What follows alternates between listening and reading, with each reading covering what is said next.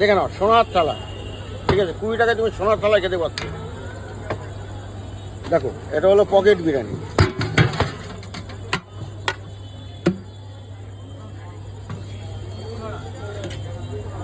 একটা আলু গেল, একটা পরোটা গেল, আলু গেল,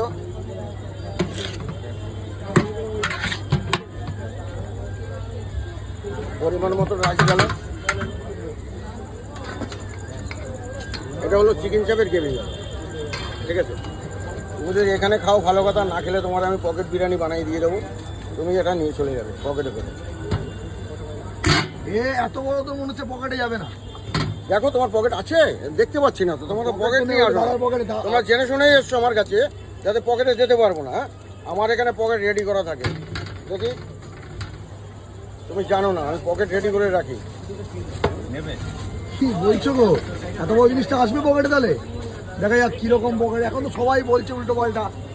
উল্টা পাল্টা না, বিরিয়ানি আবার হয়। পার ডে 200-250 লোকের পকেট বিরিয়ানি খাচ্ছে। ঠিক আছে, নিখিলদার পকেট বিরিয়ানি। ঠিক আছে, দেখি কার পকেট আছে। এই দেখো, চলে গেল। আরে